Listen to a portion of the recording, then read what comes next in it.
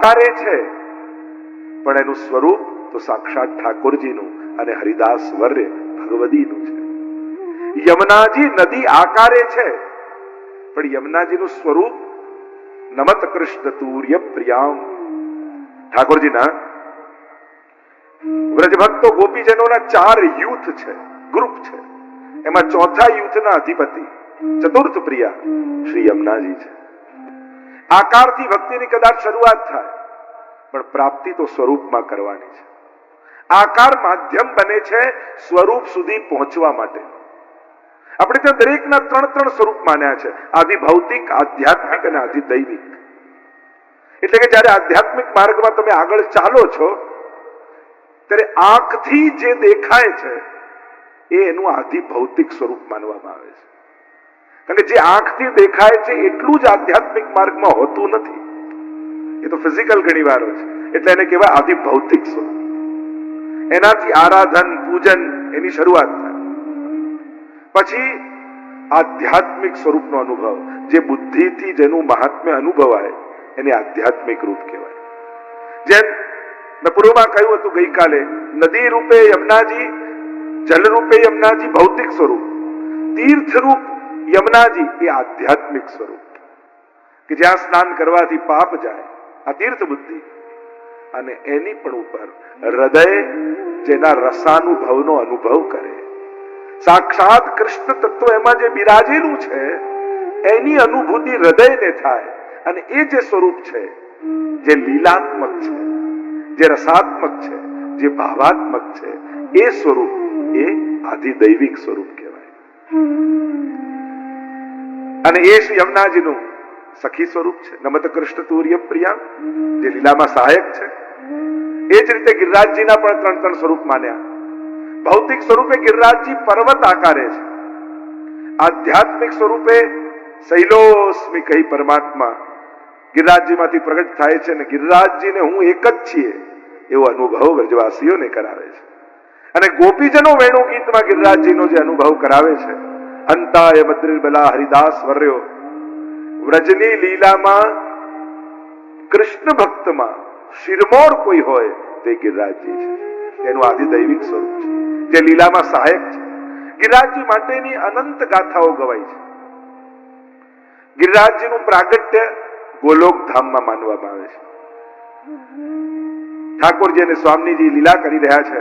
ગર્ગ સંહિતામાં ગિરિરાજજીના પ્રાગટ્યની કથા આવે છે. જે ઠાકોરજીના પુરોહિત હતા ગર્ગજી, એમણે ગર્ગ સંહિતા લખી છે. જો આપણા શ્રીનાથજી બાબાનો પણ ઉલ્લેખ, ગર્ગજીએ આટલા હજારો વર્ષ પહેલા શ્રીનાથજીના નામ સાથે ક્યાંથી પ્રગટ થશે એની સાથે ગર્ગ સંહિતામાં લખેલો છે. ગર્ગ સંહિતા કોઈ પુષ્ટિ માર્ગના કોઈ વ્યક્તિએ લખેલો ગ્રંથ નથી. ગર્ગ સંહિતા તો પ્રભુના પુરોહિત ગર્ગજીએ લખેલો ગ્રંથ છે. પણ એમાં શ્રીનાથજીના પ્રાગટ્યનો ઉલ્લેખ આટલા હજારો વર્ષ પહેલા ભવિષ્યવાણી કરી હતી કે કલિયુગના 4500 વર્ષ વ્યતીત થશે ત્યારે શૃંગાર મંડળ એટલે કે બ્રજમંડળમાં ગિરિરાજજીના કંદરામાંથી શ્રીનાથજીનું પ્રાગટ્ય થશે. એટલે કોઈ પણ વ્યક્તિને કે કોઈ પણ વસ્તુને કે કોઈ પણ સ્વરૂપને જ્યારે ભગવાન કહીએ ત્યારે એમને કોઈને ભગવાન નથી કહેવાતા. એનો ઉલ્લેખ એમના પ્રાગટ્ય પહેલા ગ્રંથોમાં હોવો જોઈએ. જે મહાપ્રભુજીનો ઉલ્લેખ, આપણે મહાપ્રભુજી ઠાકોરજીનો અવતાર છે, સ્વરૂપ છે, તો એમને કોઈને ભગવાન ન કહેવાય. તો કોઈ બી કે તમારા ગુરુ છે, તમે ભગવાન કહો જ ને. પણ અગ્નિ રૂપો દ્વિજાચાર્યો ભવિષ્યામી ભૂતલે વલ્લભો અગ્નિ રૂપ સ્યાદ વિઠ્ઠલ પુરુષોત્તમ, ભવિષ્ય પુરાણ અગ્નિ પુરાણ આદિમાં ઉલ્લેખો છે, નામ સાથેના ઉલ્લેખો છે.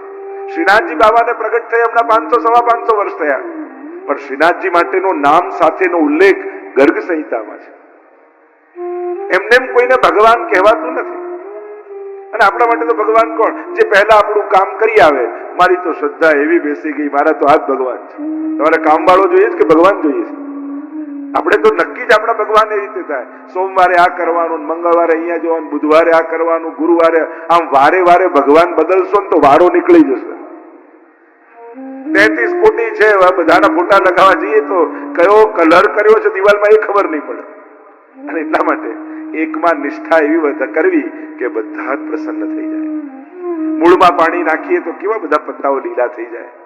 એમ ભક્તિમાં વિસ્તારની મહત્તા નથી, ઊંડાણની મહત્તા છે. આપણે વિસ્તાર વધારવાની કોશિશ કરીએ, જેનો ફોટો મળે જે મળે બધું. ઘણી વાર તો ઘણાના મંદિર તો પેલી ભરેલી બસ હોય ને અમદાવાદની, એવા મંદિરો હોય છે.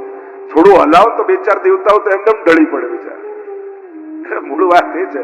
અને પછી ડર લાગે, હવે સોમવારે આ નહીં કરીએ તો આ નારાજ થઈ જશે, મંગળવારે આનું નહીં કરીએ તો આ ખીજાઈ જશે, બુધવાર મંદિરે જતા બીક લાગે એવો માહોલ લોકો ઘર નાખે છે. શાસ્ત્ર તો એમ કહે છે 10 જગ્યાએ 10-10 ફૂટ ખાડો ખોદો તો પાણી નહીં નીકળે, એક જગ્યાએ 100 ફૂટ ખાડો ખોદશો તો પાણી નીકળશે. એમ જ મૂળમાં પાણી નાખશો તો બધું લીલું થઈ જશે.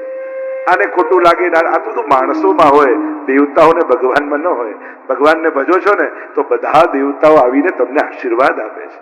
જેના ઘરે ઠાકોરજી બિરાજે છે અને રોજ 33 કોટી દેવતાઓ આવીને સવારે મંગળા સમય આશીર્વાદ આપીને જાય છે.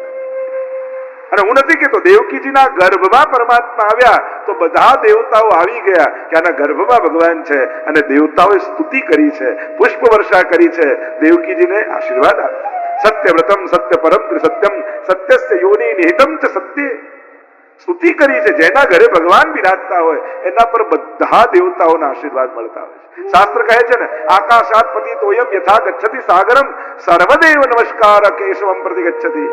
આકાશમાંથી પડતું જળ નદી નાળા બધે વાટે સમુદ્રમાં જાય, એમ કોઈને પણ કરેલા નમસ્કાર ભગવાન તરફ જાય છે.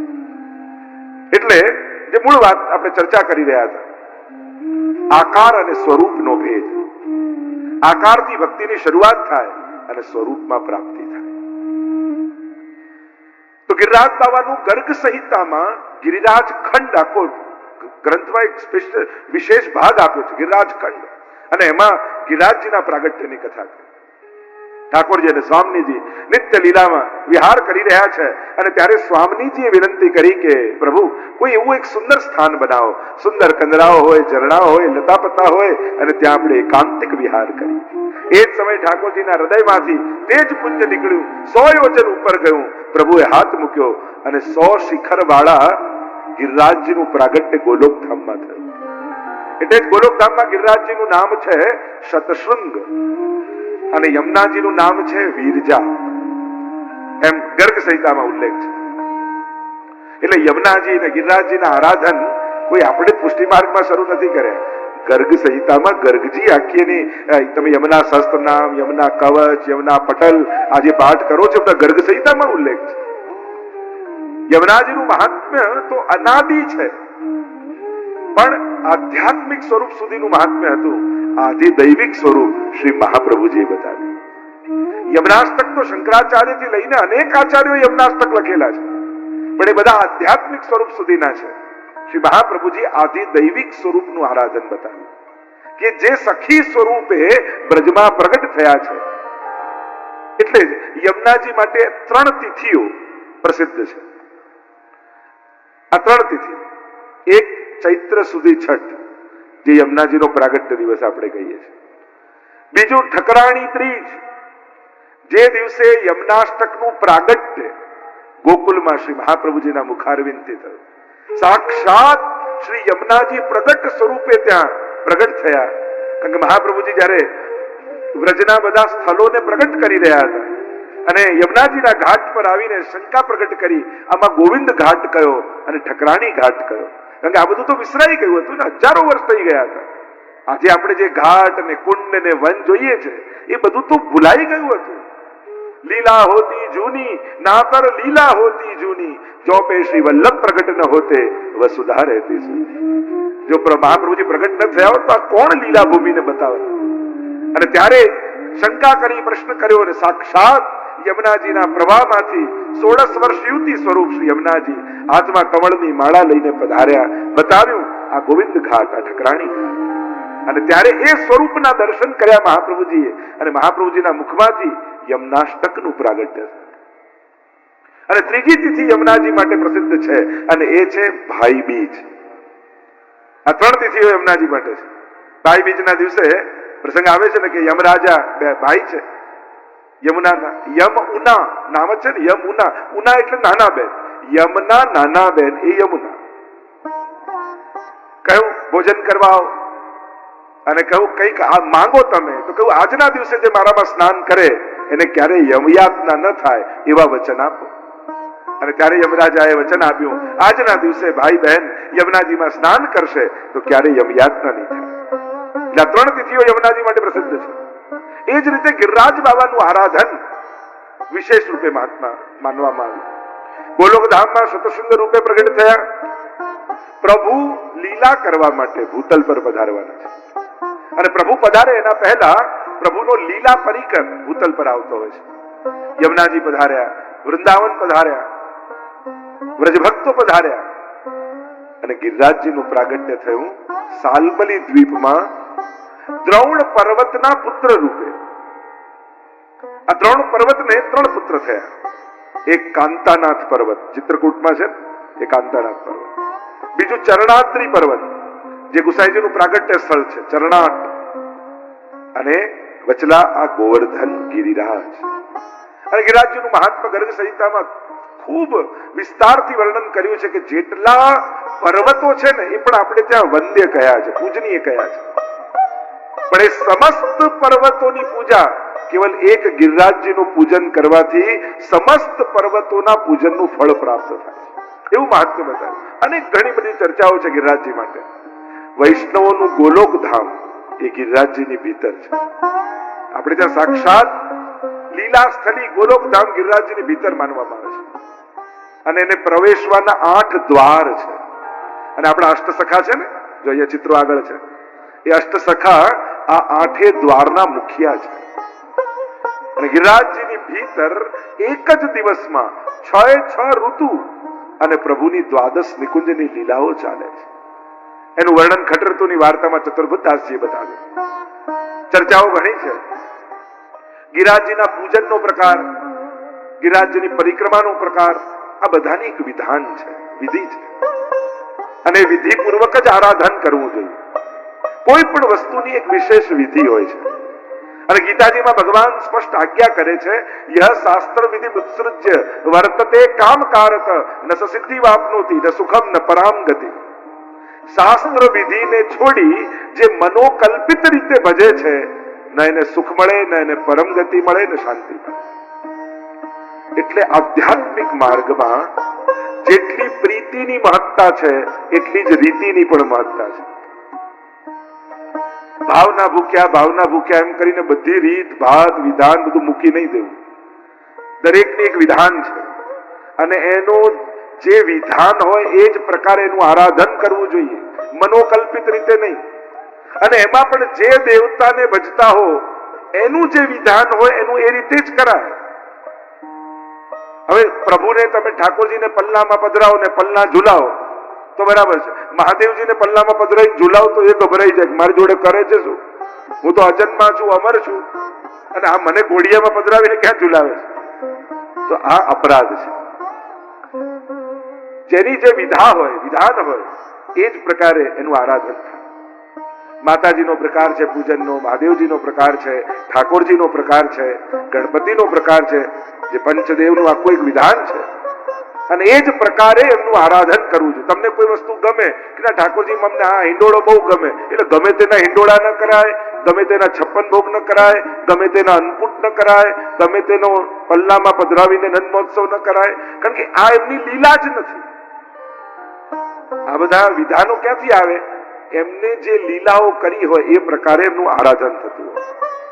હવે અન્નકૂટની લીલા ઠાકોરજી જોડે બરાબર છે, પણ બીજા કોઈ દેવે અન્નકૂટ કર્યો જ ન હોય તો એમને અન્નકૂટ ન કહેવાય, એને મહાભોગ કહી શકાય. દરેકના એક વિશેષ નામ છે.